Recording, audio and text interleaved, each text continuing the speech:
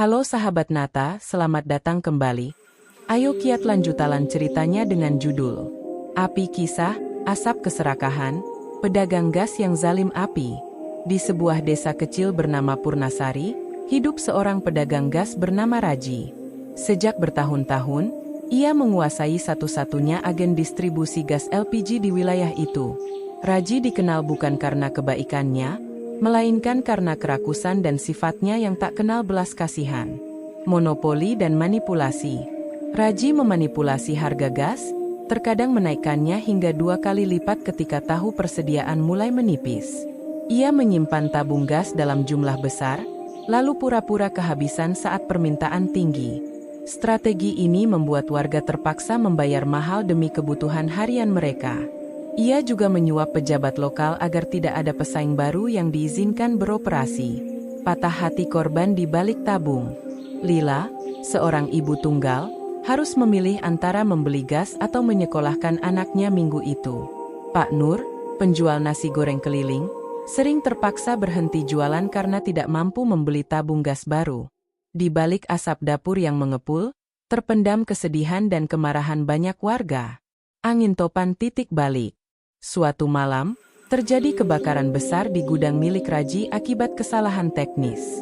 Api menjalar cepat, memakan tabung-tabung yang ia sembunyikan. Warga datang bukan untuk menolong, tetapi untuk menyaksikan simbol kezaliman itu terbakar. Ironisnya, Raji selamat dari kebakaran, tapi reputasinya hangus. Setelah kejadian itu, pemerintah mengintervensi dan membuka agen gas baru yang adil. Warga mulai mendapat gas dengan harga wajar dan distribusi yang transparan. Pembibitan akhir yang menghangatkan. Raji kini berjalan setiap hari di desa, tak lagi disegani. Ia mencoba membuka usaha baru, membantu warga yang kesulitan. Tapi luka lama tak mudah sembuh. Warga Purnasari belajar bahwa keadilan kadang datang lewat api, dan bahwa suara masyarakat, bila bersatu, tak bisa dibungkam selamanya. Sosok di balik tabung. Raji bukan sekadar pedagang gas. Ia pernah menjadi anak miskin, menyaksikan ibunya memasak dengan kayu bakar yang meracuni paru-paru. Trauma masa kecil itu membuatnya bersumpah, ia akan kuasai sumber api, meski dengan cara paling kejam. Kini, gudang miliknya berdiri seperti benteng, penuh tabung berisi kekuasaan. Setiap hari ia berdiri di depan toko sambil merokok, menyaksikan warga mengantri dengan wajah lesu. Kalau tak suka harganya, jangan masak, katanya suatu hari. Suara tawa sinisnya menggema seperti ledakan kecil. Warga yang tercekik. Intan biru kecil Lila. Pernah menjadi guru, kini menjual kue basah. Ketika harga gas melonjak, dapurnya sepi. Anak-anaknya makan nasi tanpa lauk. Ia menulis surat protes, tapi surat itu dikembalikan dengan noda minyak. Intan biru kecil Pak Nur, pedagang keliling yang menggantung hidup dari kompor kecil. Saat Raji menolak menjual gas kepadanya karena tidak membawa uang tunai, Pak Nur duduk di pinggir jalan sambil menatap langit, berharap hujan turun mengguyur rasa lapar. Api dan peluang. Suatu malam, kilatan petir menyambar dekat gudang. Ledakan menggelegar, langit desa berubah jingga. Penduduk terbangun, bukan panik, melainkan rasa lega yang tak mereka mengerti. Tidak ada yang memanggil pemadam. Mereka berdiri diam, menyaksikan kekuasaan Raji hancur dalam kobaran panas. Setelah asap, Raji kehilangan segalanya. Tak hanya tabung, tapi harga dirinya. Ia mencoba meminta maaf, namun warga hanya membalas dengan diam. Diam yang mengandung luka. Pemerintah akhirnya turun tangan. Agen gas baru dibuka, dikelola oleh koperasi desa. Lila kini menjadi bendahara koperasi. Pak Nur jadi distributor keliling. Harga gas tetap, senyum warga naik. Monumen asap. Di sudut desa, bekas gudang Raji dijadikan taman. Di tengahnya berdiri patung kecil berbentuk tabung gas berkarat. Pengingat bahwa api bukan sekadar pembakar, tapi juga pemicu perubahan. Dan setiap kali seseorang bertanya, "Apa itu?" Seorang anak akan menjawab, "Itu bekas keserakahan, kami bakar sampai tinggal kenangan." Penebusan yang terlambat. Raji duduk di depan rumahnya yang sederhana, menatap tabung gas kecil yang kini hanya benda biasa. Ia mulai mengantar gas dengan gerobak tua, bukan untuk mencari uang, tapi untuk mencoba menebus masa lalu. Ia tak lagi berbicara banyak, hanya memberi senyuman kecil, berharap ia diterima kembali. Namun warga tak mudah percaya. Lila melihatnya lewat jendela dan berkata lirih, penebusan tanpa permintaan maaf adalah kesombongan lain. Namun suatu hari, Pak Nur kehabisan stok dan petugas koperasi terlambat datang. Raji tiba, tanpa diminta. Ia mengantar tabung itu diam-diam, meninggalkan secarik catatan. Untuk kompor yang tetap menyala di tengah badai. Api yang menyinari harapan. Setahun berlalu. Purnasari berubah. Gudang tua kini menjadi taman komunitas, tempat anak-anak belajar dan bermain. Di sana, Raji sering mengajari anak-anak tentang keselamatan gas, ironis, tapi tulus. Ia bahkan membantu membangun perpustakaan kecil, namanya Pustaka Api Harapan. Setiap warga kini memiliki cerita, bukan tentang kezaliman, tapi tentang bangkitnya desa dari keserakahan. Dan di tengah taman itu, berdiri papan kayu bertuliskan, api bisa membakar atau menghangatkan. Pilihan itu ada di tangan kita.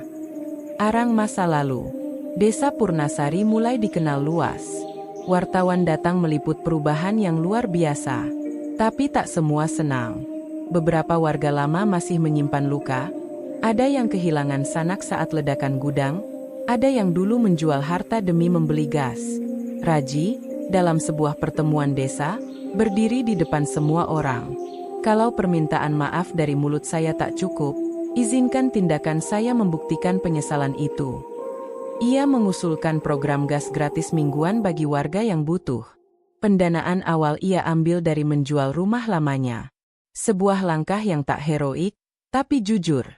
Idah api yang mendidik.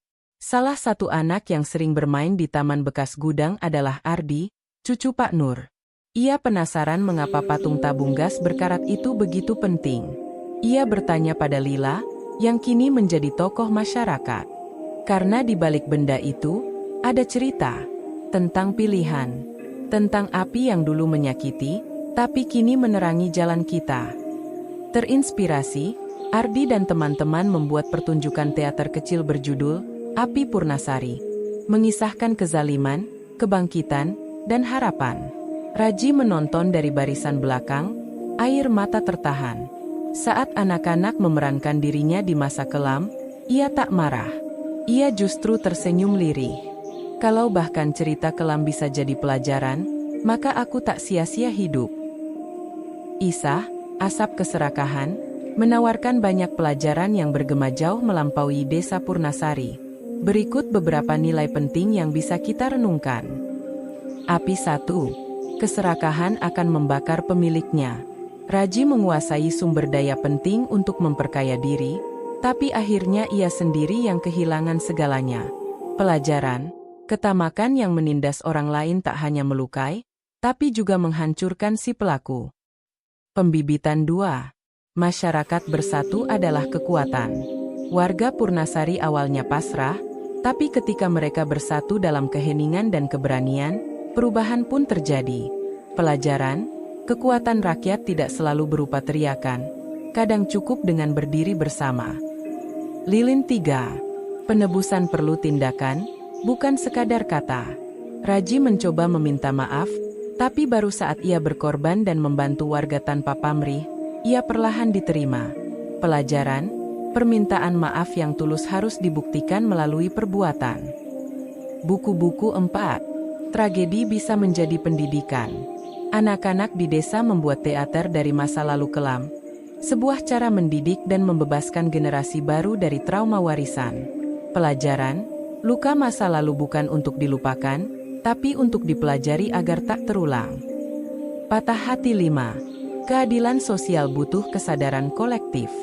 Bukan hanya satu tokoh yang membawa perubahan, tapi kesadaran kolektif masyarakat tentang nilai keadilan dan tanggung jawab yang membuka jalan. Pelajaran, keadilan bukan hadiah, tapi hasil dari kesadaran dan keberanian untuk bertindak. Terima kasih, semoga bermanfaat dan kalian terhibur sekaligus bisa merenung.